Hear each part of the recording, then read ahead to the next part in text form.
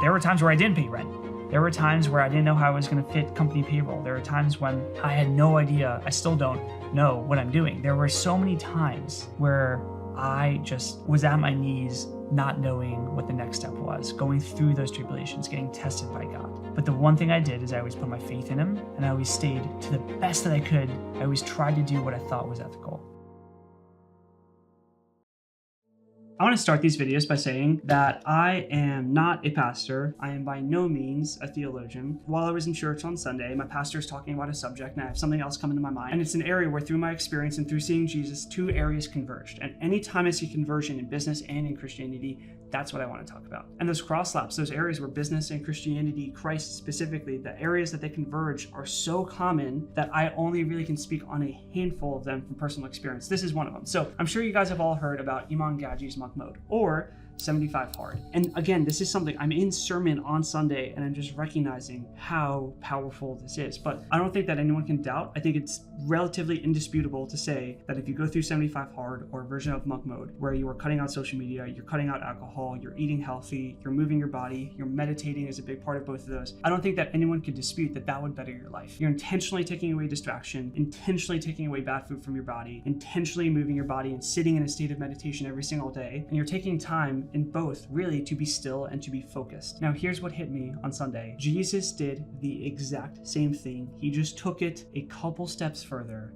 to make it right. He didn't short circuit his pleasantry like we all do on 75 hard and monk mode. Zooming out to a completely different point that should be a different video, should be something I really have my pastor talk on this channel about. All of our desires as humans are innatively actually good desires. Our want for abundance, our want for love and for relationships. These are all things that are actually healthy wants. But when sin enters the picture, when the world enters the picture, our human flesh enters the picture, that sin wraps around our godly desires like a vine and short circuits them. Instead of fulfilling our desire for love with God, we instead try to fill it with relationships and with friendships. And those friendships, those relationships will never actually be fulfilled because that fulfillment would only be able to come through God. That desire was built for God, by God, to be fulfilled by God. There's no way that anyone on earth could fix that. But we short circuit our desires and never come to full completion. And monk mode and 75 hard is almost doing the exact same thing. What's so cool about this point is that monk mode and 75 hard are exactly what Jesus did, but he didn't short circuit his desires. He didn't stop there. He continued and met the desire through God. He went into the wilderness. If you look at the Gospel of Mark, the very first chapter goes over Christ going to the wilderness and fasting for 40 days. What he's doing is getting away from distraction. He's getting away from anything that can take his focus away from his relationship with his Father. And so what I wanted to tell you, what I felt convicted to tell you, is that imagine if every day you took the time, just like in 75 hard, just like in monk mode, to be intentional about being still, about taking time to put yourself in a calm, still, silent place,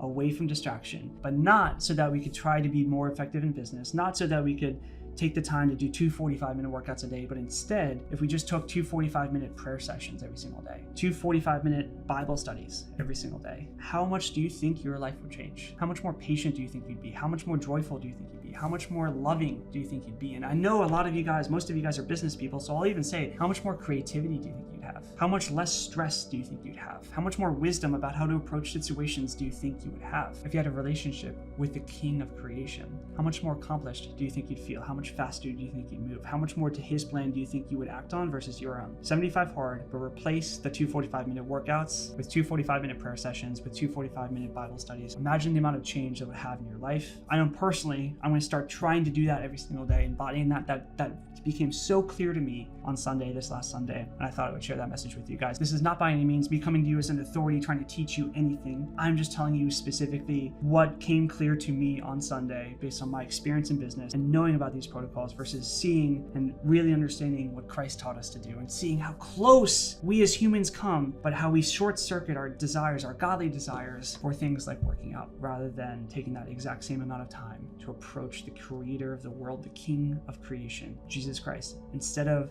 meeting Christ, who wants to have a relationship with us, we'd rather go work out for an hour and a half. That became so clear to me how close but misguided we are. And I thought I'd share that message with you guys. I love you much. I will see you tomorrow. Till next time. Happy hunting.